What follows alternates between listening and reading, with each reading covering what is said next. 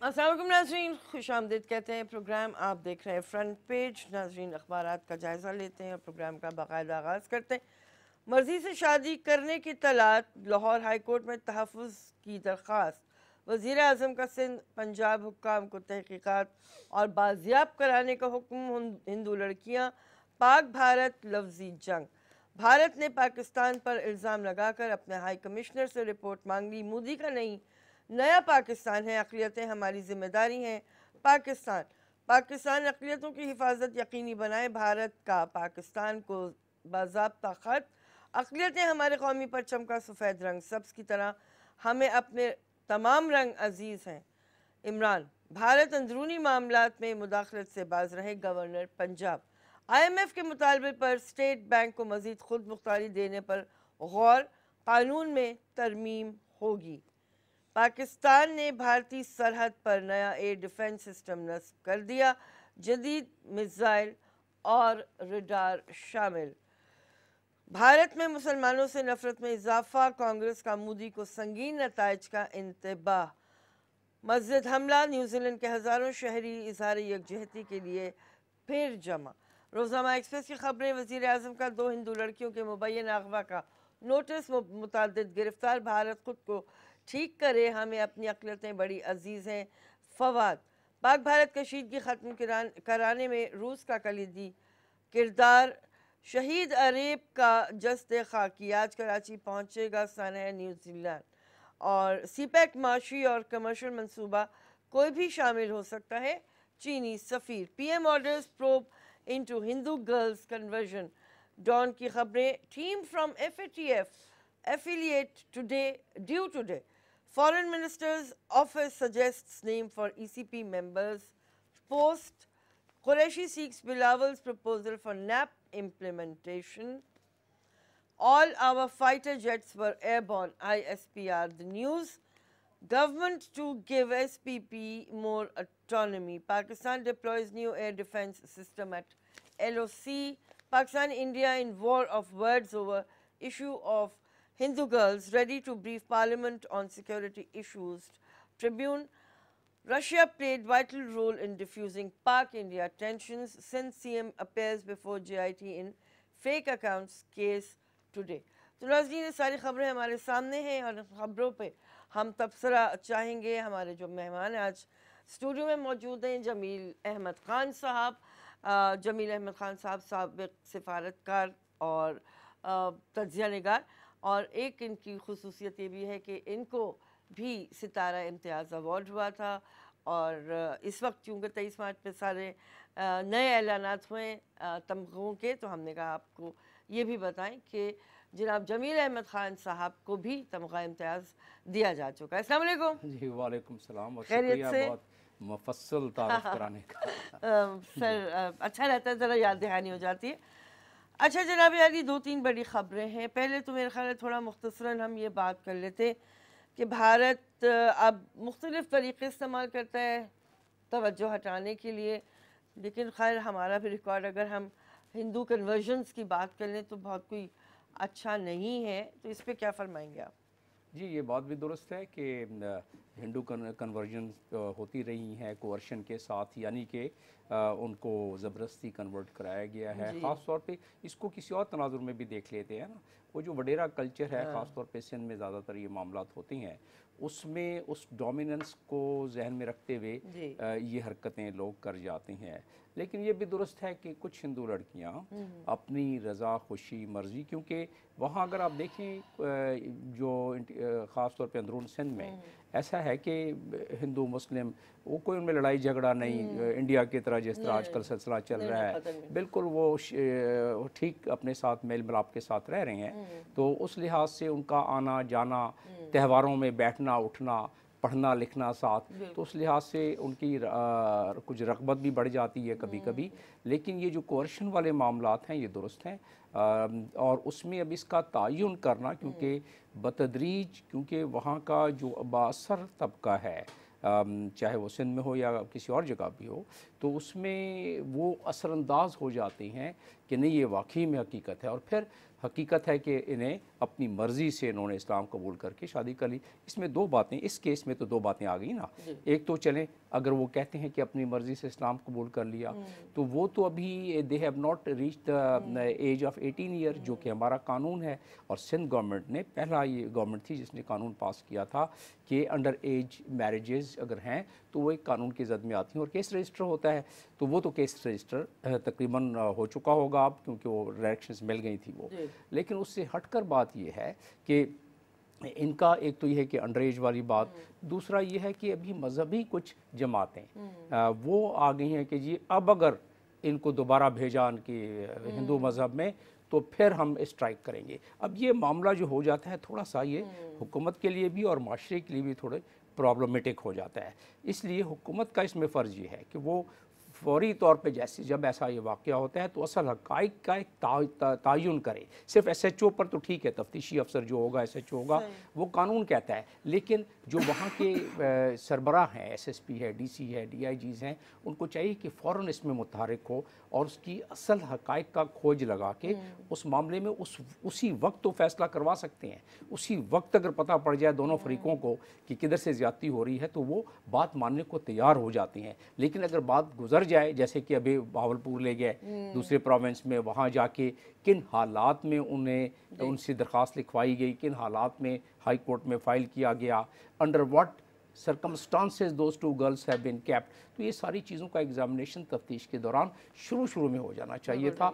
और अब भी ज़्यादा देर नहीं है, प्राइम मिनिस्टर ने खुद इस पर हिदायत दे दी है, क्योंकि प्रोविंशियल मामला है तो ज़ाहिर है चीफ मिनिस्टर, दोनों चीफ मिनिस्टर्स ने इस मामले में मुतहरिक होकर इसको, क्योंकि इसके न सिर्फ ये बल्कि अक़वाम मुत्तहिदा के कुछ रेजोल्यूशंस भी इस पे हैं कि आप माइनॉरिटीज़ के अगर उसमें उनके हकूक़ की अगर आप सलब करें तो उसमें उसकी जद में भी आता है और ह्यूमन राइट्स की जद में भी आता है।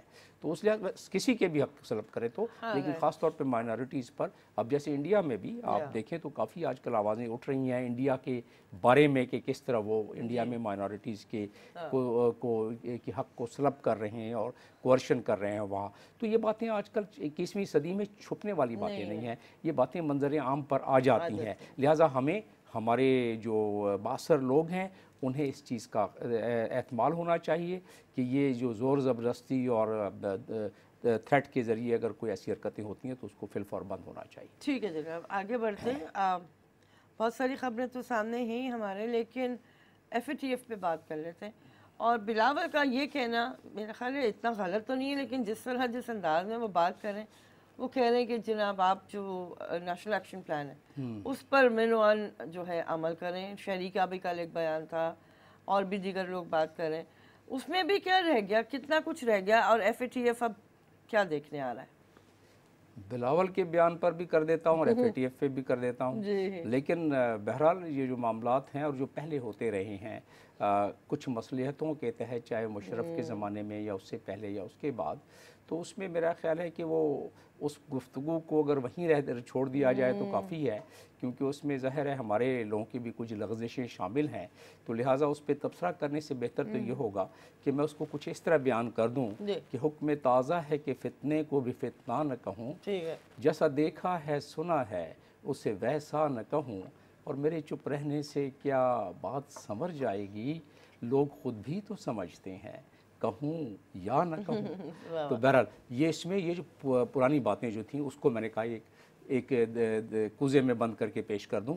लेकिन ये है कि अब जबकि हुकूमत वक्त बहुत सीरियस है हर मामले में, और इंटरनेशनल कम्युनिटी जो है उसकी आंखें और उसकी नज़रें हम पर है, और अगर ये मामलात हमने अभी हल नहीं किए तो इस चीज़ का इदराक मैं सरकारी हलकों में भी देख रहा हूँ कि इतना ज़्यादा नहीं है, मासवाए उन लोगों की जो उसको डील कर रहे हैं उसकी गहराई में और उसकी वो 360 डिग्री मज़मरात को नहीं देख रहे हैं कि हमारे पर होगा क्या।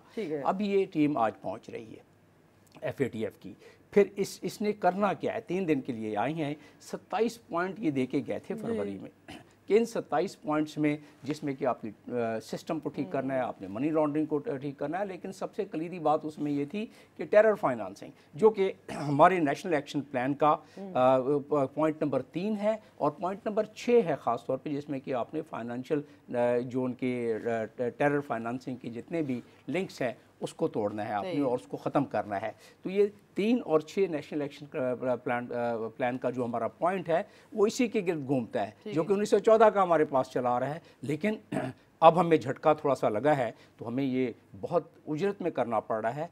मेरी यही अभी इस वक्त वो है ख्वाहिश है और तमन्ना है कि ये उजलत में काम सही कर जाएं, वरना अगर ब्लैक लिस्ट में चले गए तो हमारे वो हालात होंगे कि पहले ही हमारी मईशत के जो हालात हैं वो काबिल बर्दाश्त नहीं रहे हमारे, ख़ास तौर पे उन लोगों को जो कि 3 वक्त की रोटी से अभी 2 और कुछ लोग 2 वक्त की रोटी से 1 वक्त की रोटी पर आ गए हैं एकदम। अगर वो उस अफलास को और गुर्बत को देखा जाए और इन्फ्लेशन की ये जो अंबार को देखा जाए, जिस तरीके से इन्फ्लेशन बढ़ रही है पाकिस्तान में, अगर ये ब्लैक लिस्ट में आ गई बात तो इसको आप समझ लें डबल कर लें। और जो आटे और नमक और चीनी और दाल और घी पर जो कीमतें बढ़ेंगी, बाकियों को तो मैं छोड़ देता हूँ कि बाकी हमारे साथ क्या होगा। और हमें और उसमें एक चीज़ इससे जोड़ के मैं आपको बताता चलूँ कि इसकी वजह से अब जिस अंदाज में और जिस उजलत में ये काम किया जा रहा है, मेरे मुशाहिदे में और मेरे नॉलेज में ये बात लाई गई है कि बैंक्स ज़्यादा इतने सहम गए हैं, 109 बैंकर के ख़िलाफ़ इन्होंने जो है ना एक्शन लेना शुरू कर दिया है। पहले बैंकर्स जो है इम्यून थे इस मामले से, और उसके दूसरे इदारे थे, दूसरे एजेंसीज थे, वो उसको करते थे। जिस तरह वकील इम्यून है कि भाई उसके पास चोर आता है, चक्का आता है, डाकू आता है, उसने सारों के केसेस लेने और उस हिसाब से चलना है, और उसको जो उसकी फ़ीस मिलती है नो क्वेश्चन आस्क्ड कि वो चोर ने कहाँ से लेके आया वो फीस या स्मगलर कहाँ से लेके आया वो फीस, तो वो एक तहफ़्फ़ुज़ है। इसी तरह बैंकर्स को तहफ़्फ़ुज़ था पहले काफ़ी, तो अब वो तहफ़्फ़ुज़ नहीं रहा, जिसकी वजह से बैंकर्स कर क्या रहे हैं। मतलब एक इसको देखिए कि नेगेटिव पहलू क्या है उसका, कि जो इन्होंने एक तकरीबन 1100 सस्पिशियस ट्रांजैक्शन को आइडेंटिफाई किया है, वो ऐसे उसमें ज़्यादातर केसेस ऐसे हैं जो कि एक्चुअल टेरर फाइनेंसिंग का उसको ताल्लुक नहीं है। और वो एक आम रिमिटेंस आ रही है। एक तरफ तो रिमिटेंस के पीछे हम भाग रहे हैं, रिमिटेंस हमारे पास नहीं है, दूसरी तरफ वो इतनी ज़्यादा सख्ती कर रहे हैं, इंटरनेशनल स्टैंडर्ड अपनी जगह पर, उससे हटकर जो हम नेशनली अपना विजडम कम इस्तेमाल कर रहे हैं। किसी के 10,000 आ रहे हैं डॉलर, किसी के 5,000 जो कि वो भेजते हैं, उन्होंने भेजना कम कर दी है। अब आपकी फॉरेन रिमिटेंस कम हो जाएगी ऑटोमेटिकली।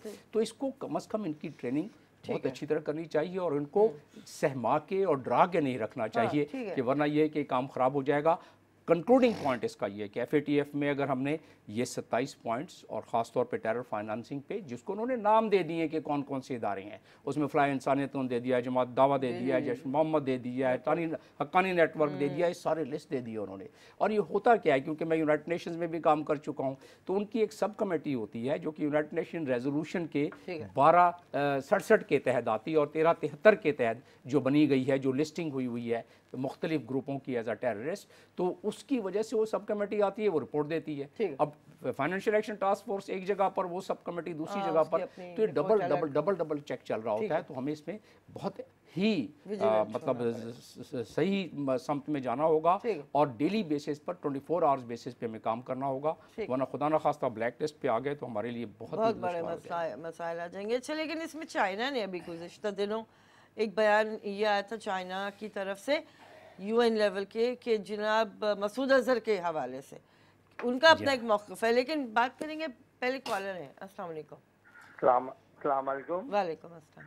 हाफिज़ा जमील साहब की खिदमत में भी इस्लाम शहादत कर रहा हूँ।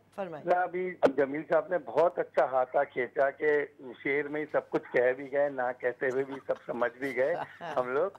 लेकिन मैं आपसे एक दरख्वास्त करूंगा कि देखिए, आज से 40 साल पहले जब अफगान जिहाद हो रहा था तो हम सबको कहा था इसमें जाओ, शिरकत करो, जन्नत भी मिलेगी और मुल्क में भी अच्छा नाम मिलेगा। अब आप हर चीज के लिए खुद ही देखिए, जो तबका जो माइंडसेट ये तैयार कर रहा होता है, ये इस तरह से अब इन्हें अपनी सोचों को बदलना होगा कि अपने मुल्क को तरक्की दें, बंद इस वक्त के कि हम इधर जाके लड़े उधर जाके लड़े। भाई आप वो सब चीजें बंद करके अपने मुल्क को डेवलप करें। और दूसरी ये बात कि आज उस बच्चे का जनाजा आ रहा है कराची में, उसके लिए मैं कहता हूँ कम से कम एक सिंध सतह पे या सरकारी सतह पे तो उसका एजाज के साथ उसकी तकसीम की जाए। बात है, बहुत शुक्रिया जनाब। ना खुदा ही मिला ना मिसाल सनम वाली मिसाल हम पे फिट है। मेरा ख्याल है ब्रेक लेते हैं, वापस आएंगे। प्रोग्राम आप देख रहे हैं फ्रंट पेज।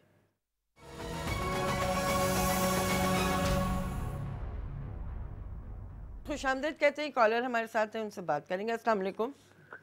हेलो, अस्सलाम वालेकुम। अस्सलाम वालेकुम। कैसी हैं फिजा? जी अल्लाह का शुक्र, आपकी दुआएं। मैं लाहौर से बोल रही हूँ फिजा, मैंने 2 बातें करनी है, प्लीज मेरी बात सुन लीजिएगा। जी जी फरमाइए। अच्छा, मैंने एक तो ये बात करनी है कि ये फवादुल हसन चौहान साहब जो हर वक्त वो सॉरी फवाद चौधरी, वजीर इत्तलात फवाद चौधरी साहब जो फरमाते हैं कि जी अब्बू बचाओ मुहिम शुरू कर देंगे, क्या वो इनके पास पैगाम लेके गए थे? ठीक है, जो उनका काम है वो अपना वही काम करें। ठीक है, फजूल बातें। आज उनकी सुबह सुबह खबर चल रही हो कि जी इमरान खान का पाकिस्तान, क्या इमरान खान ने मेहनत मजदूरी की है? सब पाकिस्तानियों का पाकिस्तान है। ठीक है जी, ठीक है ना। किसी मुल्क के वजीर आजम का नाम नहीं आता कि जी फलाने का फलाना मुल्क है, फलाने का फलाना मुल्क है। उनसे फवाद चौधरी से कहें बराए मेहरबानी अपनी चोंच बंद रखे, काम की बात करे। जो तुम्हारा काम है ना तुम वो काम करो। ठीक है। दूसरी बात ये है कि वो नैब ने जो इसका क्या नाम है, ये क्या नाम है, इसका नाम क्या था भी मेरे जहन से भी निकल गया। नैब ने भी फैसला दिया है मलिक रियाज के बारे में जी जी कि जी 460 अरब देंगे, तो वो 22 अरब की जमीन जो है वो 460 अरब में फरोख्त करके नैब ने भी यही काम शुरू कर दिया। ठीक है जी, बहुत शुक्रिया। अब इसको प्ली बार्गेन का नाम दें, मसलियात का नाम दें, सेटलमेंट का नाम दें, मैं कोई तबसरा नहीं करूँगी। जमी साहब, खैर हमारी जो कॉलर है उनका गुस्सा बजाए, हमारे वज़ीर इत्तलात अक्सर व बेशतर ऐसे उल्टे सीधे बयान देते हैं। लेकिन मैंने जो आपसे सवाल किया था ब्रेक पे जाने से पहले कि चाइना का अपना एक मौक़िफ़ है, मसूद अज़हर की अगर बात कर लें, उसके अलावा हम जो देख रहे हैं मलेशियन वज़ीर आज़म पाकिस्तान आते हैं और इस्लामोफोबिया पे भी बात होती है। न्यूजीलैंड ने जिस तरह से रिस्पॉन्ड किया इस मामले में, ख़ास तौर पे जो उनकी वज़ीर आज़म सामने आई बढ़कर, और उन्होंने ज़ाहिर है वो जो एक वाइट सुप्रीमेसी है उसके ख़िलाफ़ मौक़िफ़ इख्तियार किया, वो भी बड़ी क्रेडिटेबल बात है। उन्हें मेरे ख्याल है कि पूरे मार्क्स इस बात पे मिलने चाहिए। दिल उन्होंने जीते मुसलमानों के ऑल ओवर द वर्ल्ड, लेकिन मुसलमानों का अपना कंडक्ट मेरे और आपके सामने है। सारी बातें किस तरह बात करेंगे? आपके आखिरी जुमले के आखिरी अल्फाज जो है ना वो वाकई में बड़ी वो ऐसे हैं कि दिल को चुभते हैं कि मुसलमानों के जो हालात हैं वो मेरे और आपके सामने, आपने यही फरमाया, ये हकीकत है। और मैंने अपनी किताब में भी इसका जिक्र किया है कि उसमें नाम है किताब का सिपाहगरी से सफारतकारी तक, उसमें मैंने जिक्र भी किया है इसका 179 पेज पर कि जी मुसलमानों के जो जितने ममालिक हैं उन तमाम की तसनीफ़ व तालीफ़ तहकीक सब मिला लें और उस कंपेयर करें हार्वर्ड की एक यूनिवर्सिटी से, तो हार्वर्ड की यूनिवर्सिटी उसमें तो हमारे लोग पेट्रो डॉलर कमा कमा के उन्होंने अपना, हमारे मुल्कों ने ख़ास तौर पे गल्फ कंट्री ने सारी पूरी दुनिया में उन्होंने वेस्टर्न कंट्री में रख दिए हैं, लेकिन कोई तहकीकी इदारे नहीं बनाए। आज आपके सवाल पे मैं अभी आ जाऊँ कि आज जो हमारे साथ हो रहा है ये इस्लामोफोबिया का सिलसिला जो चल निकला है, जिसमें आपने मसूद अज़हर की बात की और जिसमें आपने तारीफ़ी कलमात पूरी दुनिया ही कह रही है, माँ सिवाय वो जो सफ़ेद शिद्दत पसंद है उनके जो प्राइम मिनिस्टर न्यूजीलैंड के बारे में, तो ये सारी चीज़ों का अगर अहाता करें तो ये हकीकत है कि हमें ये देखना पड़ेगा कि मुसलमान ममालिक ने कोई ऐसा नैरेटिव डेवलप किया, कोई इनके पास कोई ऐसा तहकीकी इदारा, कोई ऐसा सिस्टम था जो कि काउंटर नैरेटिव को पेश कर सके वेस्टर्न वर्ल्ड में, क्योंकि वेस्टर्न वर्ल्ड में कोई हर गली में तो लोगों को पता नहीं कि ये क्या हो रहा है। वो तो यही देखते हैं कि यहाँ एक दहशतगर्दी हुई, कोई भी अगर कोई कहीं दुनिया में कोई धमाका हो जाता है वो कहते हैं कि इसमें अक्सर मुसलमान ही उसमें शामिल रहे। तो उसी पे तो शायर ने कहा है कि जितने मारे हैं मुसलमानों ने सारी दुनिया ने मिलकर भी न मारे होंगे। तो ये तो हमें और आपको बताया, हमारे यहाँ 70,000 अफराद शहीद हुए हैं, हमारे इस मुल्क में 6,000 से ज़्यादा फ़ौजी शहीद हुए हैं हमारे इस मुल्क में। पूरी दुनिया में अगर मिलाएं और इराक़ को मिलाएं और सीरिया को मिलाएं और अफ़गानिस्तान को मिलाएं तो ये कोई मिलियन के करीब।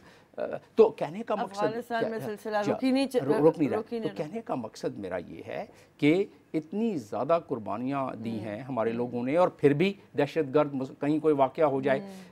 अमेरिका में तकरीबन कोई 3,000 से ज़्यादा ऐसे केसेस होते हैं जिसमें फायरिंग के केसेस होते हैं, जिसमें मुख्तलिफ रंग और नस्ल के लोग फायरिंग करते हैं। अगर कोई मुसलमान फायरिंग कर दे तो दहशतगर्दी का लेबल लग जाता है उस पर फौरी तौर पर।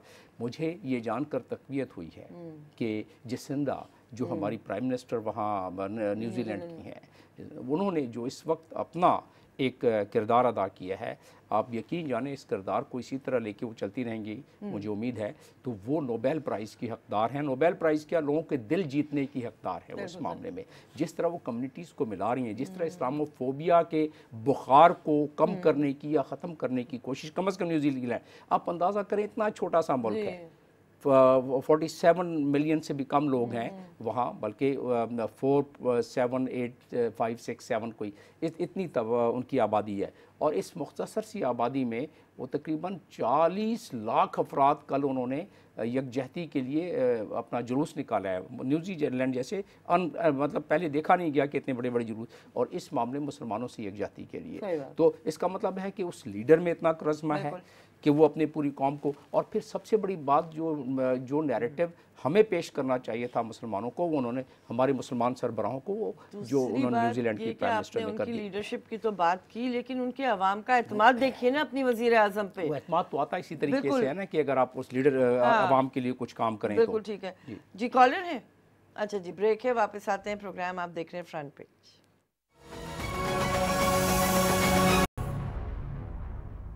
जी नाज़रीन, खुशामदीद कहते हैं, प्रोग्राम आप देख रहे हैं फ्रंट पेज। मुख्तलिफ बातें हमारी हो रही हैं, तो एक जो बात अभी हमारे कॉलर ने मलिक रियाज वाले इशू पे की थी, जमील साहब से कहते हैं कि उस पर भी थोड़ा सा तबसरा करें। हाँ जी हाँ, क्योंकि अब तो डिसीजन आ गया है तो तबसरा उस पर हो सकता है। मैं इसके बेसिक प्रिंसिपल्स पे कह सकता हूँ, बात कर सकता हूँ, और वो ये है कि एक तकरीबन 30,000 एकड़ ज़मीन लगभग जो लोगों का तखमीना है, जो रिकॉर्ड पर है तकरीबन 16-18 एकड़ तो है ही है, 1800-1000 एकड़ तो है ही है, लेकिन उसको अगर आप 600 गज़ के प्लाट में शामिल करें तो एक प्लाट की कीमत इस हिसाब से 11 लाख आती है, आप अंदाज़ा करें। और जबकि 600 गज़ का प्लाट पिंडी वगैरह में या इधर भी मिलाएं तो आपको करोड़ 1.5 करोड़ से कहीं नहीं मिलता है ये। तो उस लिहाज से अगर देखें तो ये तो पैसे थोड़े से देके आपने एक बहुत बड़े क्राइम को छुपा लिया। एक बहुत बड़ा क्राइम जो है वो दफन हो गया ज़मीन में। इसका मतलब ये है कि इस मुल्क में आइंदा भी ऐसे मेगा लैंड स्कैंडल होते रहेंगे। हम पकड़ते हैं छोटे छोटे बिल्डर्स को उन्होंने भी किया है, किसी ने 5 एकड़ पकड़े, किसी ने 10 एकड़ पे गलत तरीके से अलाट करा लिया, किसी ने कोई वो सेटलमेंट वाली ज़मीनों को लेके और फिर तोड़ मोड़ के हाई कोर्ट से आर्डर लेके वो करा लिया। इतना बड़ा ये माफिया है कि इतने सारे क्राइम को ये जन्म दे रहा है, और नतीजतन हो क्या रहा है, एक तो ये है कि क्राइम को जन्म दे रही है गलतकारियाँ जो हैं। और मैं तो आपको बताऊं कि वहाँ के लोग मेरे पास आते रहे हैं, जिस इलाके में ये बहरिया टाउन बना है, और वहाँ की गबोल, वहाँ की मुकामी आबादी जो कि अपने पुश्तों से वहाँ रह रहे हैं, उनको इन्होंने डंडे मार के निकाला है कि ये 40,000 रुपये ले लो, ये 50,000 रुपये ले लो। तो एक तो जुल्म, एक बर्बरियत, तो वो दूसरा ये है कि क्राइम हुआ, उस क्राइम का कोई उसके अंजाम तक नहीं पहुंचा, बस थोड़े से पैसे दिए, और उसके बाद इससे 1000 गुना ज़्यादा प्रॉफिट मलिक रियाज का इसमें है। और वो प्रॉफिट ज़ाहिर लोगों से उसने लेने ये पैसे, लेकिन इस पूरे तनाजुर में एक बेसिक प्रिंसिपल और क्या है कि जो बड़ा आदमी है वो छूट जाएगा इस मुल्क में, चाहे कितना बड़ा जुर्म भी कर ले। तो इसीलिए तो कहा है कि शायर ने कि ख़ता किसी से हो सरजद, हमारे जो सिस्टम है क्रिमिनल जस्टिस सिस्टम, कि ख़ता किसी से हो सरजद सज़ा किसी को मिले, और मरीज़ जब्र हो कोई दवा किसी को मिले। अजीब रंगे जहाँ है अजब निज़ाम हयात, तलाशी हक हो किसी को खुदा किसी को मिले। तो हमारे ये जस्टिस, ये क्या हमारा निज़ाम है। अच्छा, हो तो ये सकता था ना जमील साहब के मलिक रियाज का इस वक्त जितना इनिशिएटिव है, चले उस पर कोई उसको ऊपर नीचे ना करते, क्योंकि लोगों के इंटरेस्ट उसमें है, ज़ाहिर है इन्वेस्टमेंट हो चुकी है लोगों की, बड़ा अच्छा खूबसूरत तरीके से वो तामीराती मॉडल सामने आ चुका है। लेकिन मलिक रियाज साहब को खुद अपनी ज़ाती हैसियत में तो कोई ना कोई सज़ा सुनाई जा सकती थी। उनको सज़ा सुनाई जा सकती थी। उस चेन में जो लोग शामिल हैं, उनको उस चेन में बड़े बड़े लोग शामिल हैं, वो तमाम के तमाम चेन को शामिल किया जा सकता था। ब्यूरोक्रेट्स हैं उसमें, को आप सेफगार्ड कर लेते हैं, कोई बोर्ड बना देते हैं डायरेक्टर्स का, या कोई ओवरसी कमेटी बना देते हैं। यही बात कि अगर हुकूमत चाहती तो वो इसको किसी कमेटी के जरिए एक कंसोर्शियम बना लेते, प्राइवेट लोगों को बना लेते। यहाँ ऐसे बिल्डर्स हैं जो कंसोर्शियम बना के उसी तरह या उससे बेहतर तरीके से चला देते हैं। अगर उनको आप उससे आधी सहूलत दे देते जो मलिक रियाज को आपने दी थी। तो लिहाजा बेसिक जो प्रिंसिपल है, जहाँ हमें उम्मीद थी कि अब इस मुल्क में ये लैंड माफिया और बाकी माफिया पे आहिस्ता आहिस्ता एक गिरफ्त आना शुरू हो जाएगी। वो उम्मीद का जो है ना एक वो जो किरण थी उसमें अब बहुत दरार पड़ गई है, मध्यम नज़र होगी। ठीक है जनाब। नाज़रीन बिल्कुल आखिरी 30 सेकंड है, लेकिन हम पाकिस्तान की एक बड़ी हस्ती मौसीकी की दुनिया में गुलकारा शहनाज बेगम साहिबा ढाका में इंतकाल कर गई थी 23 मार्च को, और उनके जो मिली नगमे ख़ास तौर पे उन्हें कोई नहीं भूल सका। मौज बढ़े या आंधी आए, इसके अलावा सोनी धरती और जीवे जीवे पाकिस्तान, फिर और गज़लें भी, फिल्मी नगमे भी, तो शहनाज बेगम के लिए बहुत दिल में जुम्बिश आती थी उनके तमाम नगमों को सुनकर। पाकिस्तान के लिए बड़ी खिदमत है। आई विश कि उनको कोई इस मौके पर दोबारा कोई तमगा दिया जाता। बिल्कुल। तो जनाब नाज़रीन, हमारी इस आज की नशिस्त में बहुत सी बातें हुई, आपने इंटरेस्ट लिया, आपका शुक्रिया। जमील साहब आपका शुक्रिया, और इजाज़त लेंगे नाज़रीन, ख्याल रखिएगा। अल्लाह हाफ़िज़।